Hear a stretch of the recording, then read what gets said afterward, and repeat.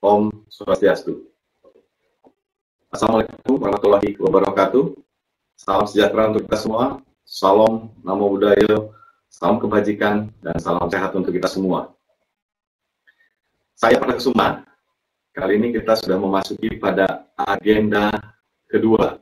Dan tentunya dalam video ini kita akan berbicara tentang bagaimana strategi pembelajaran di agenda kedua.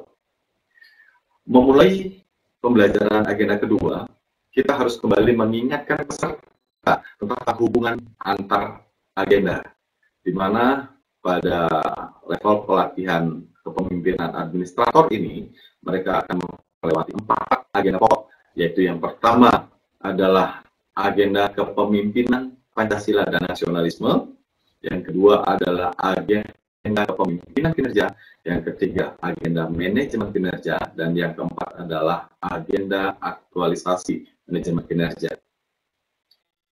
Hubungan antara agenda ini adalah di agenda pertama, mereka akan dibentuk karakternya dulu.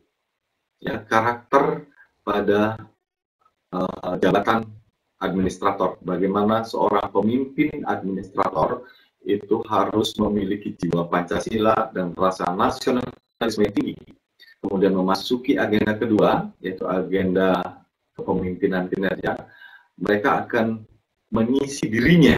Setelah bentuk karakternya, mereka harus mengisi dirinya, mengetahui potensi yang ada, kemudian mampu lebih sensitif terhadap lingkungan di sekitarnya, baik lingkungan internal maupun eksternal, sehingga menghasilkan ide-ide kreatif untuk bekal mereka melakukan perubahan. Dan bagaimana menentukan pola-pola kepemimpinan yang pas, yang memberikan peluang terhadap lahirnya inovasi di organisasi yang dipimpinnya. Kemudian lanjut pada agenda ketiga.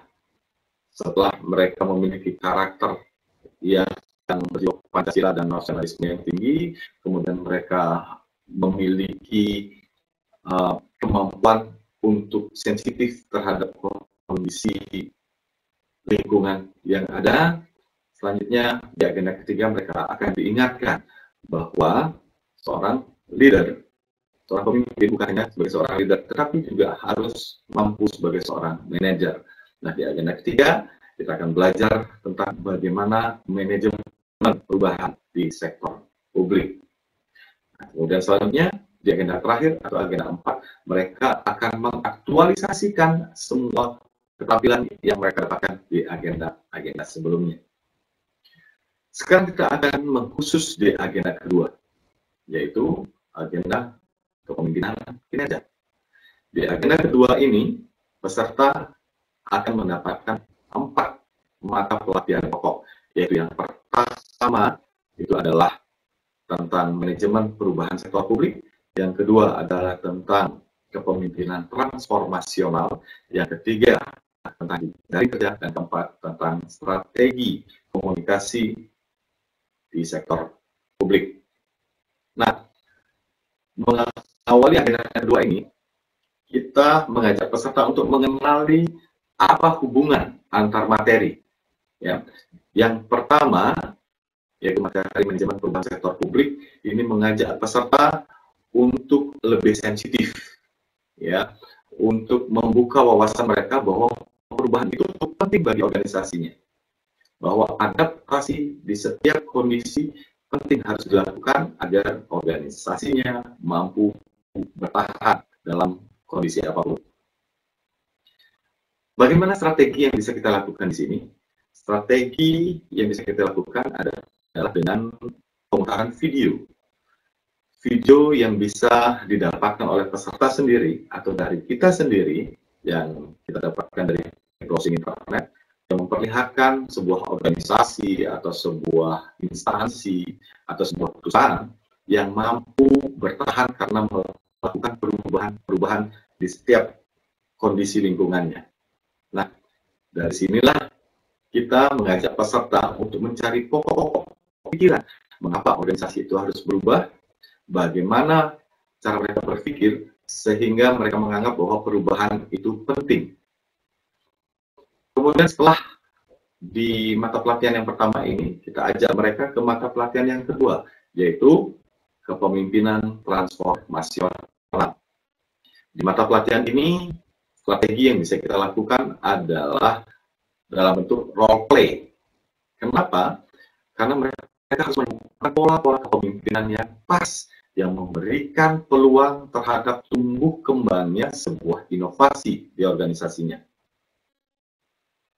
Role play ini bisa kita pilih misalnya seorang pemimpin di level administrator harus mampu berperan sebagai coach dan berperan sebagai mentor. Nah, disinilah kita role play kan, di mana batasan sebagai seorang coach, di mana batasan sebagai seorang mentor. Kemudian bagaimana mereka mengkondisikan kepemimpinannya terhadap kinerja bawahannya. Nah, di sini tentunya dibutuhkan sebuah seni seperti apa yang harus mereka lakukan. Disinilah kita gali potensi-potensi yang ada di masing-masing peserta. Kemudian lanjut ke mata pelatihan yang ketiga, yaitu jejaring kerja. Nah, strategi yang bisa kita lakukan di sini adalah dengan memberikan simulasi. Kita dudukkan mereka pada satu jabatan level administrator tentunya. Kemudian kita berikan mereka kasus. Setelah itu kita minta pada posisi mereka, pada jabatan administrator, apa yang harus mereka lakukan ketika menghadapi kasus tersebut. Mereka kita ajak untuk melakukan identifikasi aktor-aktor atau stakeholder siapa saja yang mereka ajak bekerja untuk mengatasi kasus yang sudah kita berikan. Dan di sini berbagai cara bisa kita lakukan. Yang misalnya salah satu contohnya adalah dengan surat pendapat yang dituangkan dalam bentuk meta plan. Kertas-kertas meta plan bisa kita minta mereka untuk mengisi siapa saja aktor-aktor yang menurut mereka bisa kita ajak untuk bekerja sama atau sebagai stakeholder mereka. Lalu kita tempel siapapun yang muncul di pikiran mereka bisa kita tempel di meta plan. Dan ini tentu lebih interaktif, ya. Kemudian dinamika kelas lebih terjaga. Dan kemudian setelah mereka melewati mata pelatihan yang ketiga ini, kita ajak mereka memasuki mata pelatihan yang keempat, yaitu bagaimana mereka menyusun strategi berkomunikasi dalam sektor publik. Artinya, bagaimana mereka mampu mempengaruhi para stakeholdernya, sehingga mendukung, bahkan tidak hanya itu, bagaimana mereka berkomunikasi untuk mampu menarik aspirasi masyarakat, lalu mengkondisikannya menjadi sebuah kebijakan dan mengkomunikasikan kembali ke masyarakat atau kepada stakeholder yang lain, sehingga mampu mendukung kebijakan yang mereka dapatkan. Ini juga bisa kita lakukan dengan cara simulasi, atau mungkin langsung bisa kita lakukan dengan cara role play. Kita dudukkan seorang pejabat, kita dudukkan masyarakat dan stakeholder tertentu. Dan kita biarkan mereka untuk melakukan komunikasi bagaimana mereka saling mempengaruhi. Setelah itu, di akhir kita kembali memberikan feedback terhadap role play yang mereka lakukan. Nah, di akhir pembelajaran kita akan melakukan review secara menyeluruh, ya. Kemudian kita bisa meminta bagaimana pengalaman belajarnya dan apa yang bisa mereka dapatkan dari pembelajaran di agenda kedua ini. Kemudian sebenarnya kita juga bisa memberikan pemahaman kepada mereka bahwa sebetulnya secara garis besar ada 3 tahapan yang mereka lakukan di agenda kedua ini, yaitu pembelajaran mandiri, ya, mereka mengisi secara kognitifnya. Kemudian selanjutnya adalah e-learning, baik secara sinkronus maupun asinkronus. Di sini mereka mulai mempraktekkan, mulai memperdalam, ya, memperdalam pengetahuan kognitif yang diperoleh.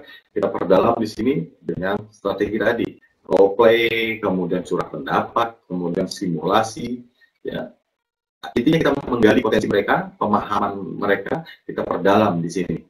Dan kemudian pada sesi klasikal yang terakhir, sesi klasikal, di sini kita implementasikan semua keterampilan mereka dalam bentuk kasus senyatanya, yaitu mengajak mereka untuk menuangkannya di dalam rancangan aksi perubahan yang sedang mereka susun.